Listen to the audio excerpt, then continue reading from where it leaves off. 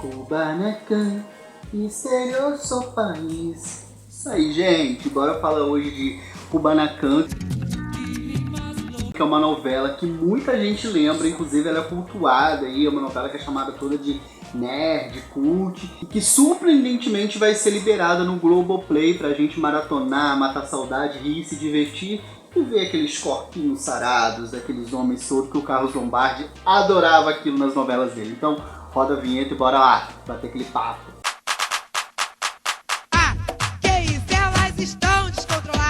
Kubanacan é uma novela de 2003, isso mesmo, uma novela mais recente, e ela teve aí 227 capítulos.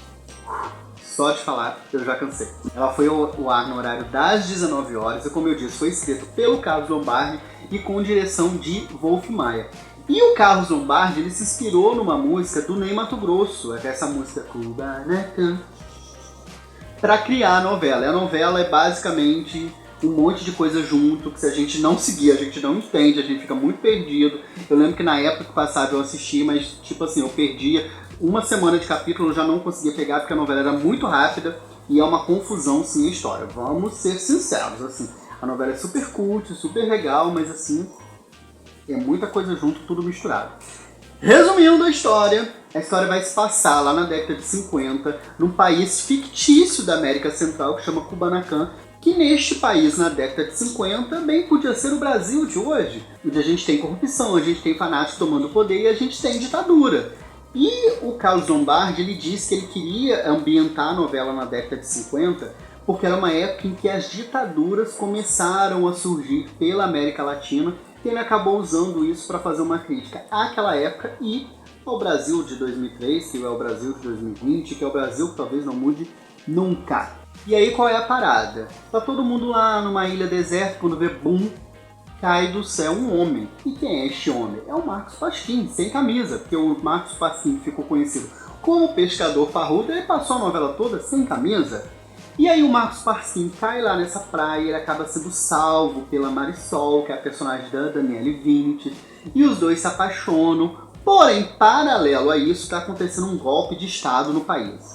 E quem assume o país é o General Camacho, que é vivido pelo Humberto Martins.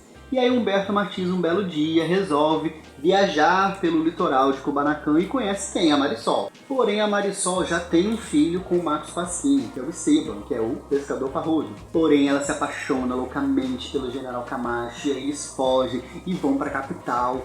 E o Esteban resolve ir atrás dela porque ele quer conquistar essa mulher. E aí, chegando lá, ele conhece a Lola.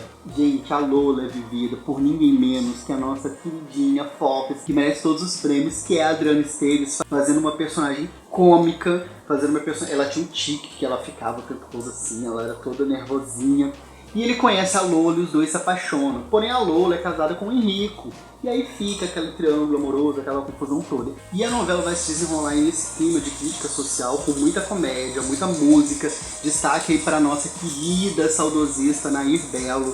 E tipo, a Nair, ela não precisa dizer muito, porque quem assiste novelas antigas, quem acompanha ela consegue fazer a gente rir assim, tipo, papum.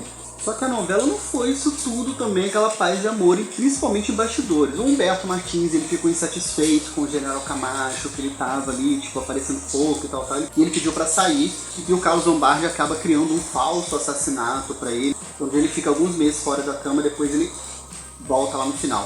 Outra também que não gostou muito do personagem foi a Ângela Vieira, que ela também pediu pra sair, porque não estava muito satisfeita ali com o andar da carruagem. Só que aí a novela ela vai entrar em viagem total, e o Carlos Lombardi justificou, que eu vou contar daqui a pouco, dizendo que ele estava tentando experimentar na novela, criando uma novela com ficção científica, que os jovens pudessem se identificar. Por quê?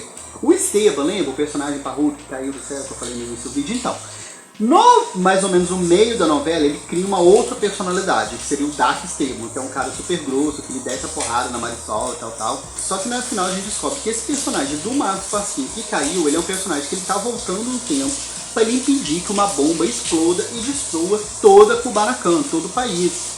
Cara, é muito piração, tipo assim, eu confesso que no último capítulo da novela eu assisti 2 vezes, depois eu fui procurar pra ler porque eu não entendia nada. Mas É interessantezinho esse negócio aí de voltar no tempo, ter criação científica, máquina do tempo, que volta, pum, e virou Kubanacan. E no final da novela, vou dar alguns spoilers, no último capítulo, fica essa tentativa dele de ficar o tempo todo voltando no tempo para impedir a explosão da bomba, porque na verdade essa bomba iria ser explodida. E ele consegue salvar o país, e aí a novela termina com uma incógnita, porque no final, na última cena, é ele com a Marisol e a gente não sabe se ele é o Dark Esteban, que é o cara que metia porrada, ou se ele é o Esteban Mouzinho, o pescador parrudo. Pum, não vamos saber porque a novela termina em aberto. Se você souber quem é esse último personagem, comenta aqui embaixo. Gente, então é isso, assim, eu quis muito fazer esse vídeo porque Kubanacan acho que tá na memória de todo mundo. A abertura é super divertidinha, o pessoal lá dançando no meio daquele cenário, tudo colorido. E eu acho que é super legal e vale a pena a gente ver, porque a gente precisa, bum, sair desse mundo aí tenso que a gente está vivendo. Então é isso. Se você gostou desse vídeo, já comenta no canal. Se não gostou, não comenta, mas curte. Ou se quiser, pode comentar. Bye bye e até o próximo vídeo.